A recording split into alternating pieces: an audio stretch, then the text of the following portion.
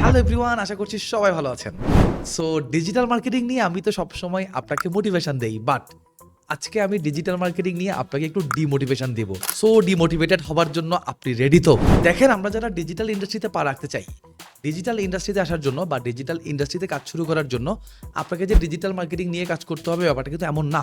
আপনি খোঁজাখুঁজি করলে ডিজিটাল মার্কেটিংয়ের পাশাপাশি আরও বেশ কিছু স্কিল কিন্তু পেয়ে যাবেন মার্কেটে, এবং high demandable skill. For example graphic designing, video editing, web development, etcetera etcetera এবং etcetera.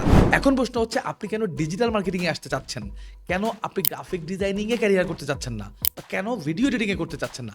Y in digital marketing? এখন আপনি আসলে ডিজিটাল মার্কেটিংয়ে কেন আসতে চাচ্ছেন সেটা আমি জানি না, বাট কেন আপনার ডিজিটাল মার্কেটিংয়ে আসা উচিত না সেটা আমি আপনাকে আজকের এই ভিডিওতে এক্সপ্লেইন করব। সো চলেন শুরু করি। আমি আপনাকে বেশ কয়েকটা পয়েন্ট শেয়ার করব। আপনি আমার এই পয়েন্টগুলো শোনার পর যদি প্রত্যেকটা পয়েন্টে আপনি পজিটিভ রিয়াকশন দেন, তাহলেই আপনার ডিজিটাল মার্কেটিং আসা উচিত, আদারওয়াইজ নট। পয়েন্ট নাম্বার 1, আপনি যদি একজন ডিজিটাল মার্কেটিং স্পেশালিস্ট হতে চান, তাহলে আপনাকে ডিজিটাল মার্কেটিং সবার আগে শিখতে হবে। এখন ডিজিটাল মার্কেটিং এমন একটা সেক্টর যেখানে আপনি শিখতে পারবেন খুব ইজিলি, কিন্তু প্র্যাকটিস করতে পারবেন না। আমি একটু এক্সপ্লেন করি।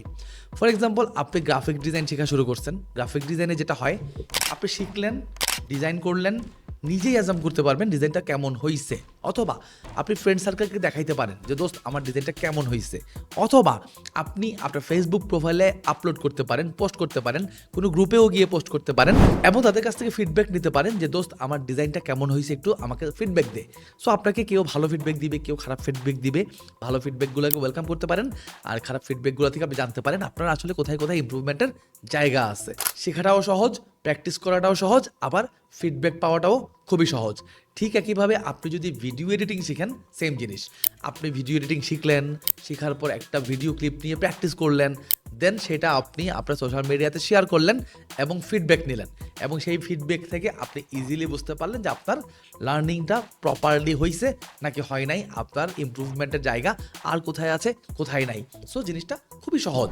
কিন্তু ডিজিটাল মার্কেটিংয়ে ব্যাপারটা মোটেও এমন না।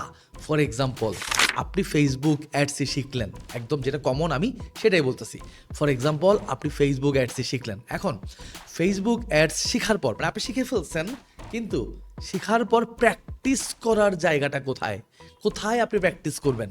এখন দেখেন, ফেসবুক অ্যাডস শিখে আমরা কি করি? ফেসবুক অ্যাডস শিখে আমরা যেটা করি সেটা হচ্ছে আমরা একটা বিজনেস হাতে নেই, সেই বিজনেসের একটা ফেসবুক পেজ ক্রিয়েট করি, সেই পেজ থেকে এই বিজনেসের জন্য আমরা অ্যাড রান করি, এবং এই অ্যাড রান করার জন্য আমাদের দরকার হয় একদম নগদ কচকচে ডলার। হ্যাঁ, আপনার কাছে যদি ডলার না থাকে, কোনোভাবে আপনি অ্যাড রান করতে পারবেন না। স্টার্টিংয়ে আপনি যেহেতু একদমই নতুন, সো স্টার্টিংয়ে ওই সেলস জেনারেট না হওয়ার সম্ভাবনাটাই বেশি। দ্যাট মিনস আপনার ডলার ওয়েস্ট হতে পারে।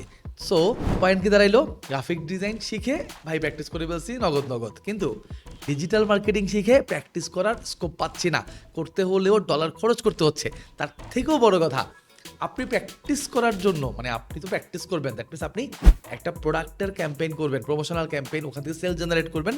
ভাই, প্রোডাক্টটা কোথায় পাবেন, তাই না? এটা একটা অনেক বড় কনফিউশন।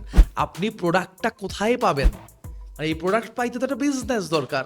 তার মানে আপনার একটা বিজনেসও শুরু করতে হচ্ছে, অথবা এমন কাউকে খুঁজে বের করতে হচ্ছে যার একটা বিজনেস আছে, তার কাছ থেকে কাজটা নিয়ে আপনাকে প্র্যাকটিস করতে হচ্ছে।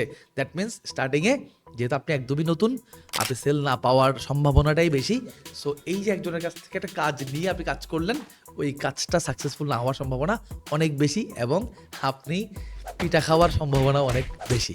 সো এই গেল নাম্বার 1 ডিমোটিভেশন পার্ট, অ্যান্ড আমি আরও বেশ কয়েকটা পার্ট নিয়ে কথা বলবো। সো আমাদের নাম্বার 2 ডিমোটিভেশনের যে পার্ট, সেটা হচ্ছে ডিজিটাল মার্কেটিং অ্যাবসলিউটলি একটা সেলস ওরিয়েন্টেড পেশা। ওকে, আমরা অনেকেই জানি যারা সেলসের জব করে তাদের লাইফটা একটা প্যারাময় লাইফ। হ্যাঁ, সো জানেন এটা আপনি কম বেশি, যেহেতু আপনার ডিজিটাল মার্কেটিংয়ে ইন্টারেস্ট আছে, দ্যাট মিনস আপনি মার্কেটিংয়ে তো অবশ্যই ইন্টারেস্ট রাখেন, সেলসও আপনি ইন্টারেস্ট রাখেন। সো সেলস পেশারে আসলে এমন, আপনার টার্গেট থাকে, টার্গেট অ্যাচিভ করা লাগে, প্রত্যেক মাস শেষ হলেই টার্গেট 0 হয়ে যায়, নতুন মাসে নতুন টার্গেট সেট করা লাগে, এবং ওই টার্গেট অ্যাচিভ করার জন্য আপনাকে অনেক মানুষকে কনভিন্স করা লাগে, অনেক জায়গায় দৌড়াদৌড়ি করা লাগে। সো এটা টোটাল হ্যাসেলময় একটা প্রফেশন। আমাদের ডিজিটাল মার্কেটিং প্রফেশনটাও কিন্তু সেম এজ সেলস প্রফেশন, অর্থাৎ এখানেও আপনাকে কিন্তু একটা টার্গেট নেওয়া লাগে। আমরা রোয়াস এনশিওর করা ট্রাই করি ক্লায়েন্টের, আমরা ROI এনশিওর করা ট্রাই করি ক্লায়েন্টের। দ্যাট মিনস ক্লায়েন্ট আমাকে যদি $200 বাজেট দেয়, আমাকে ডেফিনেটলি তাকে $400 এনে দেওয়া লাগবে, ডেফিনেটলি $600 রিটার্ন দেওয়া লাগবে, ডেফিনেটলি $800 রিটার্ন দেওয়া লাগবে। দ্যাট মিনস তার জন্য একটা প্রফিটেবল ক্যাম্পেইন করা লাগবে। কি দাঁড়ালো পয়েন্টটা যেটা দাঁড়াইলো, আমার একটা সেলস টার্গেট থাকবে, অথবা সেই সেলস টার্গেটটা হয়তো আমাকেই নেওয়া লাগবে। তার মানে আমি যদি $10 অ্যাড চালাই, অবশ্যই $40 এনশিওর আমার করতেই হবে। যদি আমি করতে না পারি, দ্যাট মিনস আমি কিন্তু সাকসেসফুল ডিজিটাল মার্কেটার না। দ্যাট মিনস আমার যিনি ক্লায়েন্ট, যিনি আমাকে কাজটা দিলেন, উনি কিন্তু আমার উপর প্লিজড হবে না। দ্যাট মিনস উনি আমার উপর যদি প্লিজড না হয়, ওনার সাথে আমার ভালো রিলেশনশিপ থাকবে না। ওনার সাথে আমার যদি ভালো রিলেশনশিপ না থাকে, তাহলে আমার এই কাজটা আমি হয়তো আর কন্টিনিউ করতে পারবো না। তো আপনি ক্লায়েন্টের কথা বাদ দেন, আপনি নিজের কথাই চিন্তা করেন যে আপনারই বিজনেস, আপনার বিজনেসেই আপনি $10 স্পেন্ড করে আপনি $10 রিটার্নই আনতে পারলেন না, তাইলে কিন্তু ওই $10 পুরাটাই আপনার লস। তাইলে আমরা কি শিখলাম এবং কি বুঝলাম? ডিজিটাল মার্কেটিং হচ্ছে অ্যাবসলিউটলি সেলস ওরিয়েন্টেড একটা পেশা। এখানে আপনার টার্গেট থাকবে, টার্গেট অ্যাচিভ করা দরকার হবে। ডিজিটাল মার্কেটিংয়ে ভুল করার কোনো জায়গা নাই। গ্রাফিক ডিজাইনিংয়ে আপনি চাইলে ভুল করতে পারেন যে ভাই আমি এই ডিজাইনটা করছি, এ তোমার পছন্দ হয়েছে কিনা।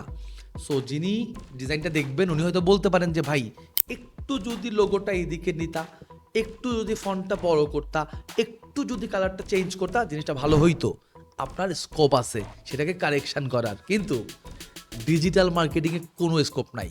কন্টেন্ট বানাইছেন, অ্যাডে পাঠাইছেন, অ্যাড চলে গেছে, ফেসবুক গুগল আমাদের কাছ থেকে পয়সা কেটে নিছে, কিন্তু সেল আসে নাই, রিটার্ন আসে নাই। এটাকে কারেকশন করার কোনো চান্স নাই। আপনি ক্লায়েন্টকে আর কোনোভাবে কনভিন্স করার আপনার স্কোপ নাই যে ভাই আমাকে আর 2টা দিন সময় দেন, আমি আপনার এই ডলার থেকে রিটার্ন এনে দিচ্ছি। কোনো স্কোপ নাই, because already dollar has been gone. So আমি আপনাকে 2টা পয়েন্ট শেয়ার করলাম, একদম নগদ 2টা পয়েন্ট। বেসিক্যালি আরও অনেকগুলো পয়েন্ট আছে চাইলে, যেগুলো দিয়ে আমি আপনাকে ডিমোটিভেট করতে পারি, কিন্তু আমার কাছে মনে হচ্ছে এর থেকে বেশি ডিমোটিভেশন করলে আপনি হয়তো ডিজিটাল মার্কেটিং আসতে ভয় পাবেন। বাদ দেন, ভুলে যান, জাস্ট এটা মাথায় রাখেন। আমি যেই 2টা পয়েন্ট আউট করছি, 2টা পয়েন্টই কিন্তু হার্শ রিয়েলিটি, মানে হার্শ হইলেও ব্যাপারটা কিন্তু ট্রুথ। সো মাথায় রাখেন যে এরকম কিছু আপনার সাথে হতে পারে, এইটা মাথায় রেখে আপনি ডিজিটাল মার্কেটিংয়ে আসেন। বিকজ ডিজিটাল মার্কেটিংয়ে এসে যদি আপনার মনে হয় যে না আমি তো বস সেলস ওরিয়েন্টেড মানুষ না, বিকজ এখানে লায়াবিলিটি ক্রিয়েট হয়। আপনি সেলসের টার্গেট নিচ্ছেন মানে কি আপনার লায়াবিলিটি ক্রিয়েট হয়ে গেছে, এই সেলস আপনাকে এনে দিতে হবে। যদি আনতে না পারেন, ক্লায়েন্ট আপনাকে কি করতে পারে, বকাঝকাও দিতেই পারে, কিছু করার নাই। সো এটা একটা লায়াবিলিটি বেসড ক্যারিয়ার। হ্যাঁ, সো যদি আসতে চান, বি কনফিডেন্ট, যে কনফিডেন্টলি আসেন যে আমি এমনভাবে ডিজিটাল মার্কেটিং শিখবো, সেল আমি এনশিওর করবো। আর যদি আপনার মধ্যে কনফিউশন থাকে যে ভাই আমি তো পারবো না, আমি ক্যাম্পেইন করলে ওখান থেকে সেল নাও আসতে পারে, হ্যাঁ হইতে পারে। পৃথিবীর সেরা ডিজিটাল মার্কেটারেরও ফেলিওর স্টোরি আছে।